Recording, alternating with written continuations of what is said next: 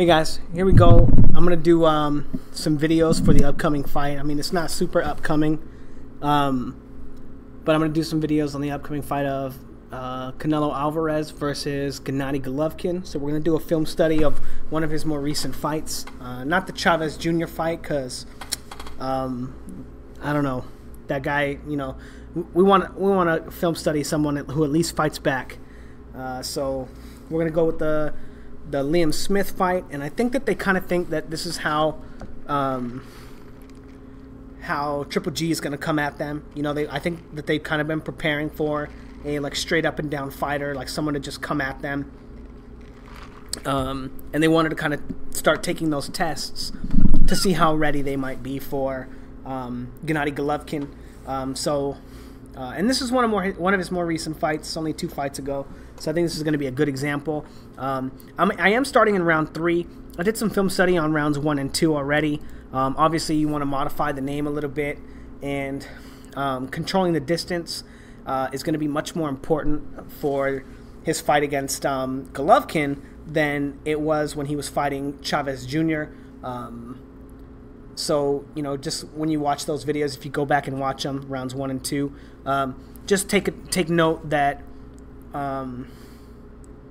Alvarez doesn't ever have any control over his opponent. I think I say it a couple times, you know, but he's not controlling the distance between them, and that allows him to kind of have free reign of having control over Canelo Alvarez. And I'll kind of talk a little bit about Canelo Alvarez's style and some of the problems that he might face with a fighter like Golovkin throughout the course of the videos.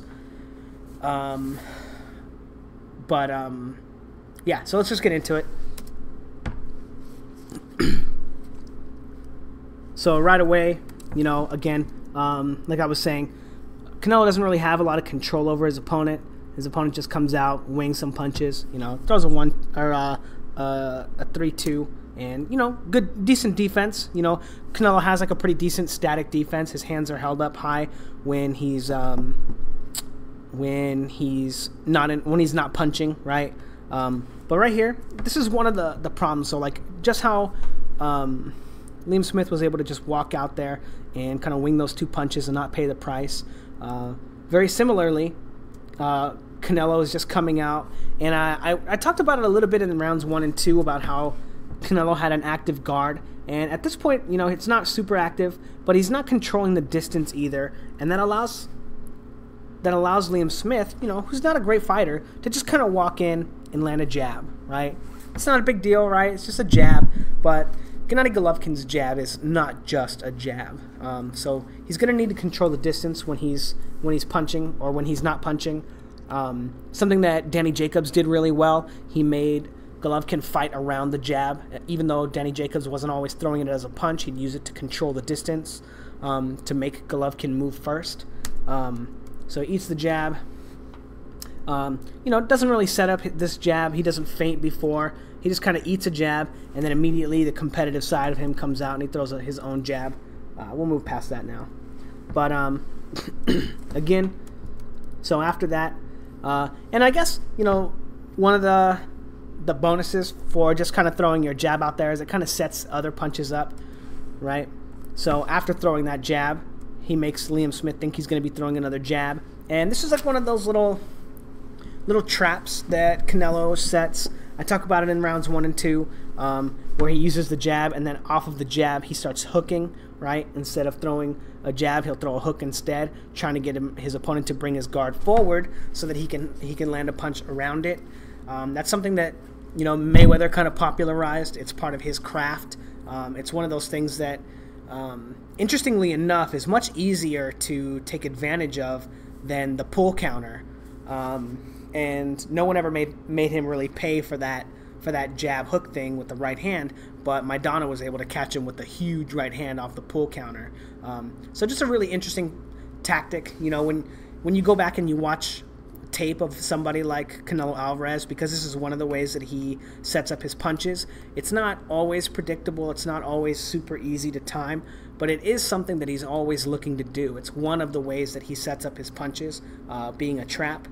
And it's not always going to be super effective. because, you know, if you don't have the power, the KO power to the one punch KO power to capitalize on the trap, your opponent's going to be able to figure it out too, and either just create space or take a step back every time you go to jab or hook, right? And he can just take that punch away from you, or counter it, right? They both have basically the same counter in the right hand. But anyway, that jab, even though he doesn't set the jab up, the jab helps him set up these other punches. You know, and I think he gets one of those hooks in there, you know, after his own hook, even though it gets blocked, he's able to get a look at his guard and see that he's not in a position to punch, right? And that's one thing you want to notice about this. Those punches immediately get Liam Smith out of position, and he kind of just winds up being a sitting duck, and Alvarez is able to throw punches at him for free until he gets out of range and is able to reset. And again, doesn't set up his jab, right? He's able to slip that. And although that's not a landing punch, and in this particular instance, Canelo has pretty decent defense. He controls his head a little bit after missing the jab, which is good. Controls his head just a little bit, you know. Not enough to stop Liam Smith from throwing this punch, but he puts himself into a position where he's, you know, kind of getting countered. Not a big deal, you know, because it's only Liam Smith, right? All right, some interesting engagements again. And again, right, Liam Smith, he's not the greatest fighter. Telegraphs that jab. Canelo has really good defense here, holding up his guard. Gets his glove back before Liam Smith is able to wing that parried jab into a hook, and winds himself out of position nearly on the ropes. And again, doesn't set the jab up, right? Doesn't feint, doesn't probe or nothing. And Liam Smith is able to counter over the top of his jab, and then land an uppercut too. But Canelo, man, he's a man. He's not having that shit. So he comes back and fires some punches. You know, getting a look at Liam Smith's guard. You know, and knowing, you know, from rounds 1 and 2 that the body is open when Liam Smith is in that guard. And that's one of the deficiencies in Liam Smith when he's coming forward. He doesn't have like the best defense. He kind of just shells up into that defense that's like basically exactly shelled up, and he doesn't really have he just basically is just out of position. You know, he's not in a position to offend his opponent, right? So moving on, I can't really see what's going on there. Illuminati again. You know, Canelo not controlling the distance between them, the space in between them. Not the distance, I mean, but just the space in between them, right? Not occupying it, not blocking it with a jab, you know, not just putting his jab out there to make Liam Smith put himself out of position to get around it, and just eats a jab. Getting a look at him, right? Throws a jab and then feints and gets him to react and pull his guard down as he circles out and has to reset. You know, good feint. I wonder what he's going to set up with it. I'll go straight into a jab to the body, which he doesn't really set up, you know, and Liam Smith is able to see it and read it.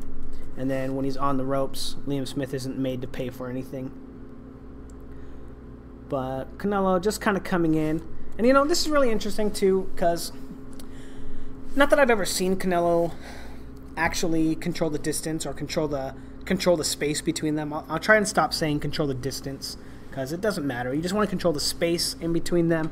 That way, if they do close the distance, they do it in a way that they're out of position. You know, like probing, or like your feints. You always want to make your opponent go first, right?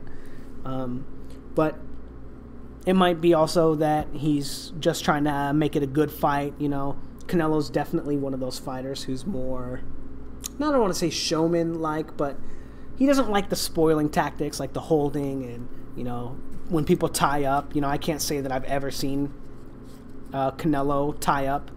I like literally can't think of any instance. I think even when he fought Jose Miguel Cotto, like way back in the day on the undercard, I think it was on the undercard of Mayweather Marquez. I'm not sure. It was a long time ago, and Jose Miguel Cotto hurt him. He was just laying on the ropes. I thought he might get stopped, you know. Like they'd let that happen. I don't know. But But yeah, I don't think he even held even in that point of his career. I'm not sure. So Canelo Alvarez is definitely a true warrior. And maybe he's not controlling the distance on purpose. Who knows? There he is, finding the jab. Let's see if that actually lands. I'm not sure. Whoops. There we go. That kind of bounces off his head. Not a clean punch, right? It's not going to hurt. You know, kind of just his glove tapping his head. Ooh. Looks like he's setting up something spicy there. And again, this is one of the problems with not controlling the distance between your opponent. He's just allowing Liam Smith to kind of do whatever he wants. And like Liam Smith probably going to have to pay for it sometimes when he gets countered. I think he lands a jab there. I think that one's good. And then he gets out of the way. Good job from him. Again, not controlling the space. Canelo just allowing Liam Smith to kind of roll around. I think he eats another jab there. Let's see.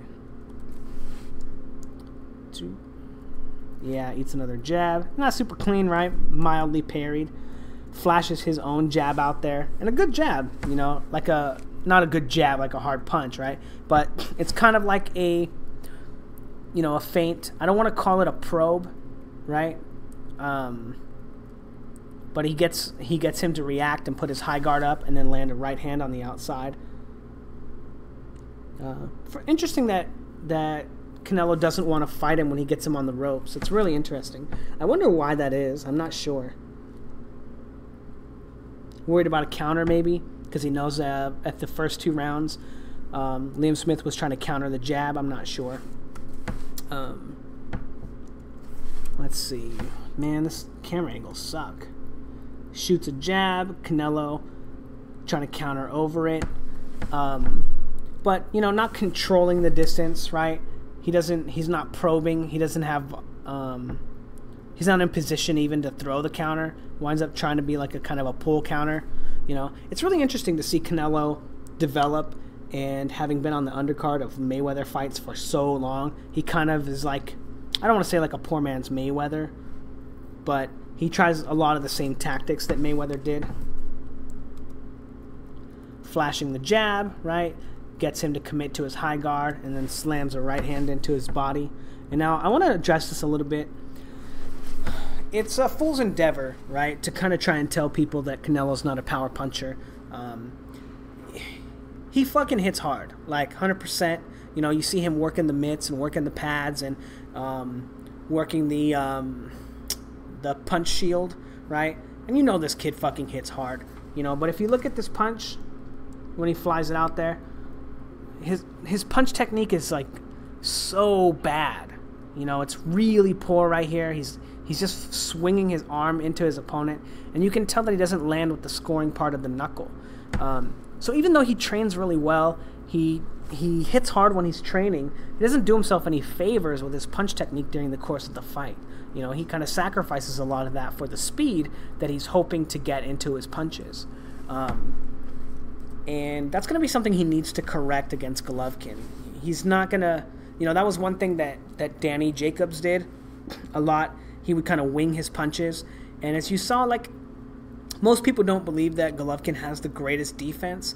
But if you saw a lot of the punches that Golovkin, that were landed on Golovkin by Jacobs, they weren't clean punches. You know, they were kind of, not, I don't want to say slapping, but they were not with the scoring parts of the glove. They were with the wrist. And that's because Golovkin has a good sense of distance. You know, he knows how to close the distance. He knows how to be in position to where you're not able to land clean punches. And it's, you know, very simple movements, very subtle. You know, it's not like he has to do a lot to do them, even though he's not like flying out of the way of punches or whatever. But the way that he positions himself, he's always in position to kind of block punches and stop them from landing super cleanly. You know, you can count how many times Jacobs landed a clean punch on Golovkin on your 2 hands. And that's going to be something that Canelo definitely needs to work on when fighting Golovkin, in order to keep him off of him. You know, because Golovkin is way fucking bigger than Canelo. But anyway, it's a good shot though. You know, he sets it up pretty well with the flying jab. You know, I think he commits to it a little bit too much. You know, it's not that hard to get Liam Smith in this particular instant into his high guard. But Again, you know, not controlling the distance. You know, decent. If you look at his guard, though, decently active guard, right? Boom. Showing him a couple different looks. High guard, low guard, high guard, right? He does eat a jab, you know, which is unfortunate. But that's because he's also not controlling the distance between them. And he kind of does get a little bit stale for a second as he stops moving his feet. But he's not moving his head either. And then just commits right to a jab. Whose jab actually goes first? Originally I thought Canelo was throwing his first. Oh, he tries to counter. Oh, not bad. Not bad from Mr. Liam Smith. Gives him a probing jab, trying to get him to counter it. Doesn't commit to it and tries to counter him over the top. Good on Canelo, though, for when he throws his jab out there, kind of leaving it out there and trying to control his head. He's able to turn him away, to turn away from the right hand. And I don't think it was supposed to be a body shot. But I can't, you know, I guess you can't be too sure. Yeah, moving on. So the same throwaway jab gets him to commit to his high guard. And does he commit to that right uppercut? I'm not sure. Oh, is it right to the body? Yeah, but he throws 2 punches right there, you know, which means that he probably didn't get very much power into the right hand to the body. He does land the uppercut. You know, the punch is pretty open. But if you look at his defense when he's throwing these punches, right, his hands are like at his waist. You know, like look at how low they are. He brings his left up for a second, you know, and that might be a product of him, you know, knowing that Liam Smith is not going to be punching back because he's in his high guard, and you know this is a pattern that he's shown throughout the fight so far. But you know, also maybe not. Okay, not bad, not bad. That's not bad. He commits to the jab, slips inside, and then Canelo controls his head, turns him out. And I like that he doesn't hold on to his head, right? He doesn't push it down. He doesn't get him in a headlock or nothing. He just kind of wraps it out and pushes him out. And as soon as this shit unfreezes, we'll get to see what he does with that. And pushes off. You know, he'll have to be careful with that against Golovkin. Golovkin is very explosive, so he'll need to control his opponent a little bit more, come out on a different angle. But Canelo not showing a lot of different variations on how he sets up his offense. Kind of exploding out of his guard. Oh, that wasn't bad. So let's go back to these jabs, actually. Not controlling the space between them, eating a jab, and gives him that, like, you know, probing jab to see if he's going to do anything. And because Canelo doesn't do anything with the jab, he doesn't respect the feint or the probe, he kind of just eats a jab. He does get around the next one, which is good. But not a bad little feint right there. Gives him a feint, sees that he's not ready to react, and he's just kind of moving back. So because he doesn't react to the feint, Canelo just comes in with the same kind of jab, throwaway jab, and lands a right hand. And then a little control, you know, controlling jab to control the distance between them. Not bad. And then, you know, Liam Smith is just not really in position to defend punches. And while this looks, if you're watching this as a fan, you know, this is fucking fun to watch, you know, him just, you know, beat some guy up. Liam Smith not really in position to punch when he's in this high guard. We've already seen the effects of that, right? And Canelo just knows he can just throw punches when he's in there. You know, nothing too spectacular. Ooh, again. Trying the pull counter. Misses again. But he does catch him with that left uppercut a little bit. What does Liam Smith land? Does he land anything there? No, kind of controls his head. Almost lands a right hand, you know. But I don't think it was a real right hand. It doesn't matter. But again, you know, Canelo not showing a lot of different avenues for setting up his punches. He kind of explodes out of his guard with the jab a lot. Again, same thing. Ooh, beautiful. Comes in. And again, you know, he eats this first shot because he's not controlling the distance between them. He has no control over Liam Smith, and Liam Smith is already in punching range. You know, at this point, Canelo's, you know, out of position. And again, this could be Canelo just trying to give a show. You know, I don't know. He's not going to be able to give a show against Golovkin, but then Liam Smith kind of shows him that little jab for a second, and then gives him the old block removal technique. Boom, and lands a right hand right on the chin. And that's all because he's not controlling the distance between them. You know, and that's a technique that we've seen Golovkin use as well. He used it on Danny Jacobs in their last fight. I think he did. I'm not sure. Maybe I'm thinking about a different technique. I might be thinking about the one where he pins his guard to his head and then punches him in the face on an angle. It's nearly the same thing, you know. Like, it looks different, right? But stopping your opponent from being able to block the shot, right? It's fundamentally the same. And I think, is it in the 8th round? It might be in the 8th round against Jacobs that he does it. But he walks in, pins his arm to his head with his forearm, takes an angle, and lands a left uppercut. I think that's what it is. I'm not sure. But again, another reason why he's going to need to be controlling the distance between the two. And again, you know, Liam Smith in his high guard, you know, that little shell, not in a position to punch, so Canelo can kind of just go wild. But again, not setting those punches up either. We don't want that to be lost on us. Not a bad little technique right there. Boom, dips down because he's out of position. And then if you look at this, this is beautiful, right? Misses the shot, ducks what could be a counter, and then look at his arm. Look at his right arm, Liam Smith. He pushes it up against Canelo so that he can control his arms and know where Canelo is and throw like another shot as they push off. You know, Canelo does the same thing. You know, he kind of comes in and gets his body up against Liam Smith, and that's how you want to fight on the inside, right? You don't want to be like towering over your opponent and trying to wrap their arms up and whatever. You want it to be clean. You want to be controlling them with your arms from the outside so that you can still punch cleanly and get power in your punches. But that's one of the things I really like about Canelo. Like I said, he never tries to tie up. Catches him with an uppercut because Liam Smith is, you know, kind of stuck in that high guard thing, that little shell. Okay, he does throw some punches out of it. So what exactly happens? Canelo throws a jab out. I think he brings his jab back in time, so it winds up being a probing jab, but you can't tell super well. Excuse me.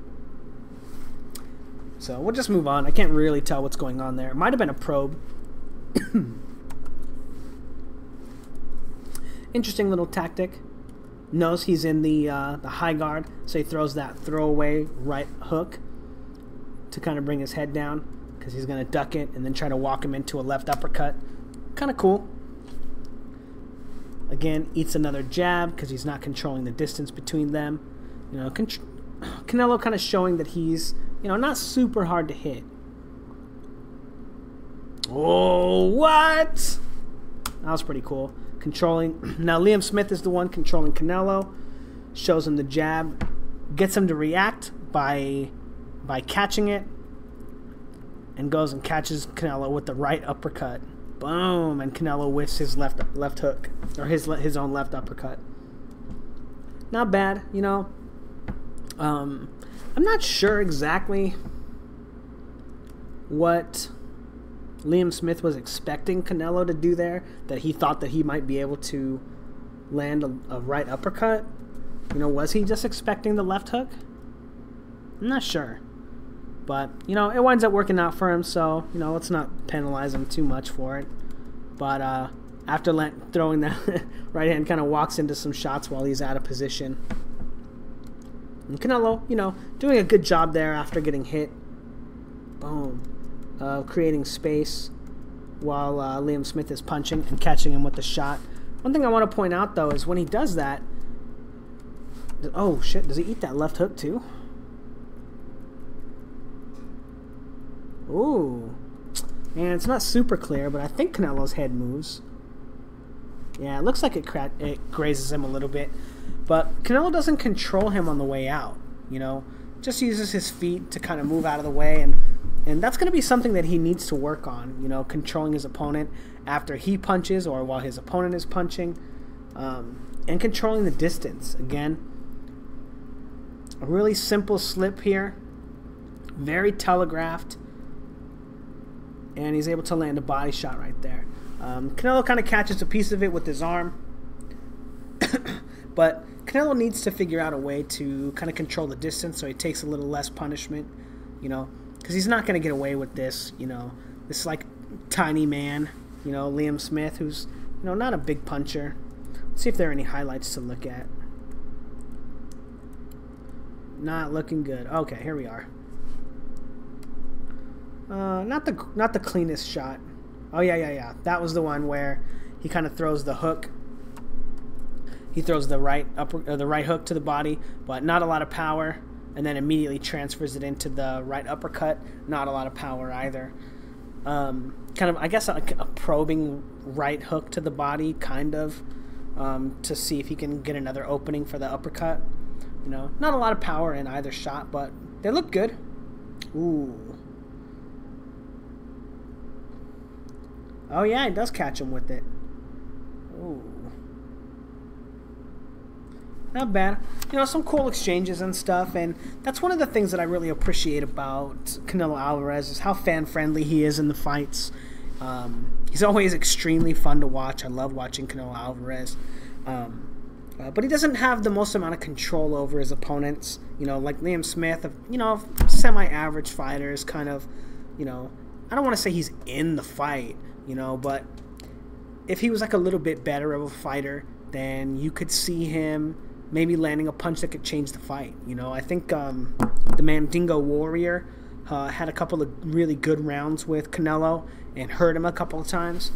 And granted, the difference between like being a southpaw and an orthodox fighter is drastic, but he also didn't have a lot of control over what's his real name?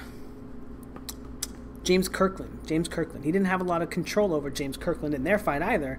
And there's an interesting precedent when you're fighting a left-handed fighter versus a right-handed fighter.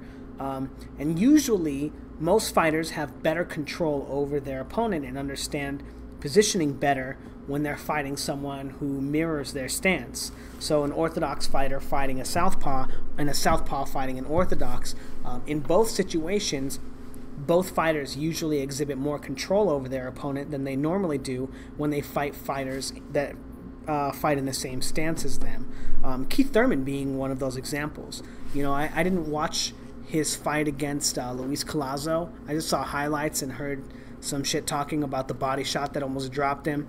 Collazo, one of my... I really like watching Collazo fight. I think he's a little bit underrated. He's a pretty good fighter. He's not a great fighter. I'm not saying that, but I've always enjoyed watching him fight.